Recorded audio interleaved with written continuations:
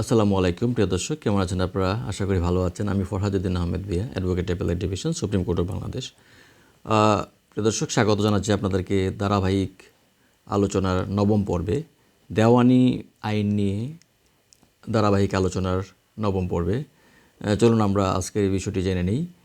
আলোচনাটি শেষ পর্যন্ত দেখুন, আজকে যে বিষয়টি আলোচনা, কারণ এতে গুরুত্বপূর্ণ অনেক তথ্য রয়েছে।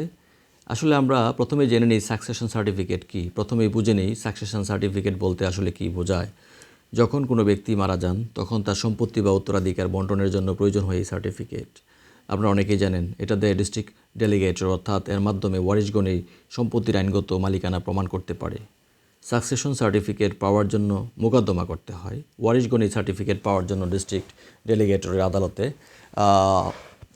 অ্যাক্ট 39 মিস নামে একটি মামলা দায়ের করেন। এই মামলা দায়েরের জন্য ব্যবহার হয় 1925 সালের সাকসেশন অ্যাক্টের 342 ধারা, অর্থাৎ 372 ধারা, অর্থাৎ আইনের এই ধারায় এই প্রক্রিয়াটি এবং নিয়মাবলী নির্দিষ্ট আছে। সার্টিফিকেট সংশোধন এবং বাতিল, কখনো কখনো সার্টিফিকেট ভুলভ্রান্তি থাকতে পারে। আসলে সেই ক্ষেত্রে 1925 সালের যে সাকসেশন অ্যাক্টের 378 ধারার অনুযায়ী সংশোধন করা যায়। আবার যদি কোনো তথ্য গোপন করে বা আইন লঙ্ঘন করে সার্টিফিকেট ইস্যু করা হয়, তাহলে এই অ্যাক্টের এই 383 ধারা অনুযায়ী সেই সার্টিফিকেট বাতিল করা যেতে পারে।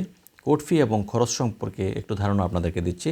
আসুন এবার তাহলে বলি কোর্ট ফিসের বিষয় নিয়ে। 1925 সালের যে সাকসেশন অ্যাক্ট রয়েছে, 379 ধারা অনুযায়ী 1 থেকে 20,000 টাকা পর্যন্ত ফিস দিতে হয় 1 কোটির জন্য।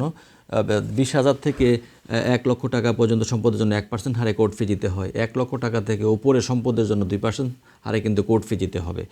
আপিল করার সুযোগ আছে কিটা, যদি মামলাটি গ্রহণ না হয়, প্রত্যাখ্যান করা হয় বা বাতিল করা হয়, তাহলে সাকসেশন যে অ্যাক্ট আছে এটা 384 ধারা অনুযায়ী হাইকোর্ট বিভাগে আপিল করার সুযোগ আছে।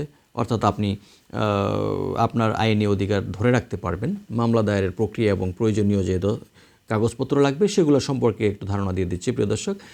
সাকসেশন সার্টিফিকেটের মামলা দায়েরের জন্য দরকার হবে মৃত ব্যক্তির মৃত্যু সনদ, সম্পর্ক প্রমাণ করার সংশ্লিষ্ট কাগজ, রিলেশন প্রমাণ করার জন্য সম্পত্তির মূল্যায়ন সংক্রান্ত তথ্য এবং অন্যান্য প্রয়োজনীয় দলিলপত্র যেগুলো আছে সেগুলো লাগবে। আদালতে মামলা দায়ের করার সময় এই সমস্ত কাগজপত্র ঠিকঠাক থাকা খুবই জরুরি।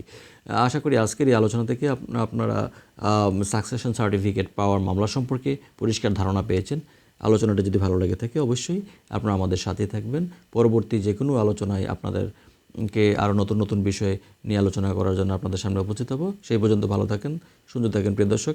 একটি কথা না বললেই নয়, চলুন আমরা বাংলাদেশকে ভালোবাসি, দেশকে ভালোবাসি এবং নিজে দেশের প্রতি আন্তরিক হই, আইনের প্রতি শ্রদ্ধাশীল হই এবং দুর্নীতিমুক্ত বাংলাদেশ গঠন করার ক্ষেত্রে প্রত্যেকে যার যার অবস্থান থেকে একটি গুরুত্বপূর্ণ ভূমিকা আমরা রাখতে পারি। চলুন আমরা দুর্নীতিকে না বলি এবং দুর্নীতিবাজদেরকে সামাজিকভাবে বয়কট করি, পারিবারিকভাবে বয়কট করি। ধন্যবাদ সবাইকে।